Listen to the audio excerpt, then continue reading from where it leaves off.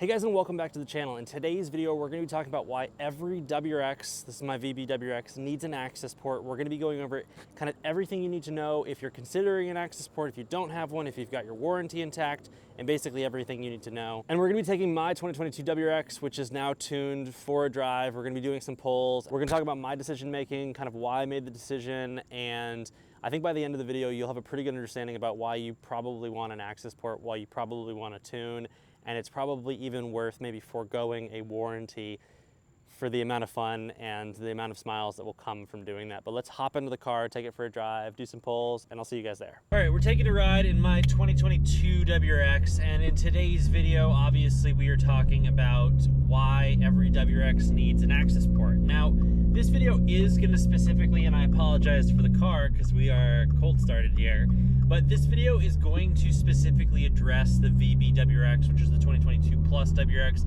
but honestly, this can be applied to any WRX. So I wanted to make this video because there's a lot of folks out there that are balancing the whole warranty, reliability, what does that all mean? Does the car really change? And the goal of this video, like at the end of this video, what you're gonna walk out is a solid concrete reason on why you want an access port for your WRX. And this isn't like a, ooh, it's just fun, well, that's part of it, but it's at a deeper level. I wanna start with the fact that the WRX is an extraordinarily fun car, same with the STI.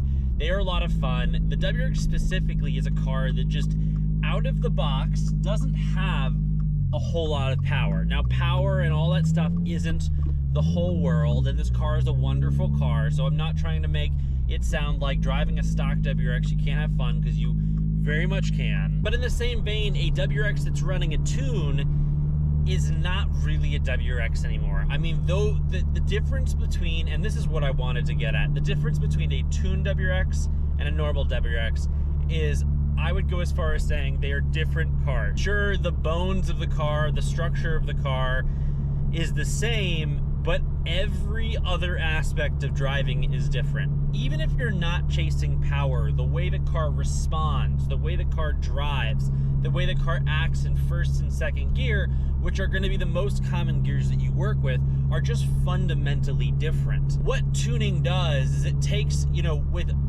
minimal money, between $1,000 and $1,500, you can take a WRX and you can generally increase its power between 25 and 40%, let's say.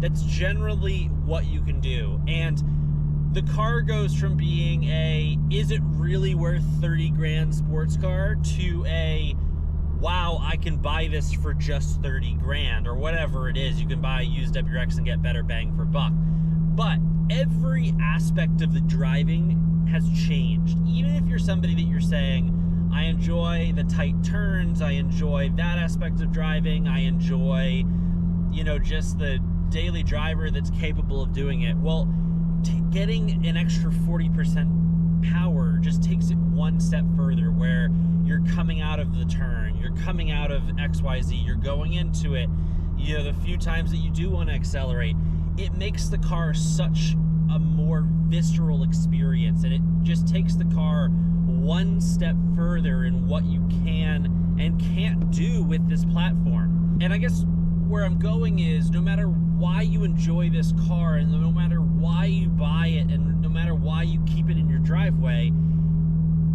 the experience you get from tuning it will elevate that. And I think that it's so important that I would go as far as saying, obviously, like, you know, words are like, I'm backing my words with my actions, in that I kind of like tossed the warranty, right? I went for the tuned car, and I don't regret it. I honestly, it's just a different car, and I went from being like, do I really want the WRX? Do I really want the VB? Is it really more fun? To, I'm not really thinking about my next car right now because this adds so much, and we'll give it a little bit of oomph here. Whew. This thing moves. Like, I can't even, I don't know. Let's give it a little bit of oomph here.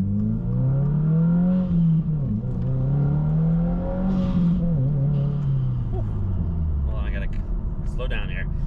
I'm in Mexico. Holy moly. This car goes from, I'm gonna have a little bit of fun to, I need to think about where I am and how I'm putting power down, how I'm putting my foot to the floor. Am I in a turn? Are those things happening? Because I'm pushing enough power with an all-wheel drive car right now that those are questions that I have to ask myself, and you could never really have that with just a WRX. And again, I understand that I'm making this video for folks that are really either exploring the platform, thinking about getting into it, or sitting on a warranty saying, I'm gonna wait. And I think maybe the best way to do this is, instead of making a personal decision, right? This is your time to get out into your community, go to a meetup, find a local meetup, and just find someone that's got a tuned WRX and say, hey, I'm thinking about tuning mine. Should I do it? They're gonna tell you yes. Can you just take me for a quick drive and show me what it can do? And I can almost guarantee that 90% of the folks that are watching this video that aren't tuned, if they have that experience, the first thing that they're doing is buying an Accessport and tuning their car. I'm not telling you what to do. I'm not trying to make myself liable for decisions that you're making. I'm just saying that this car goes from, this is a cool car, to a car that genuinely puts a smile on my face and makes me second guess driving this car for a calendar year without doing this. I almost feel like I lost a year of driving, you know, like a year of enjoyment was just gone, and I genuinely regret it. So that's the video. I mean, I guess the one last thing that I'll add, because I know I've been talking about power here mostly, I just want to talk for a second about, for those of you that really honestly are like, I do not care about power. I'll tell you, you do when you get a little bit more of it, just because it makes the few things that you care about that add value a little bit more fun, and you get to enjoy them a little bit more.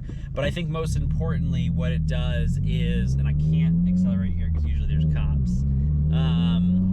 What it does is it takes first gear and it makes the power band significantly more linear. Most tuners will then also put a rev hang elimination in, where you run a little bit of like almost a burble, but it really eliminates any rev hang. You get a lot more linear responsiveness. It's a lot more parabolic in how the boost and that is all regulated towards your shifting. Second gear also rebalances how linear it is to first gear, so you lose a lot of that discomfort in the gearing. And then on top of that, just going through the gears, you have a lot more predictable power, although you're making significantly more boost, right? So on paper, you'd think that you'd have a much more rough drive and things would be much more uncomfortable.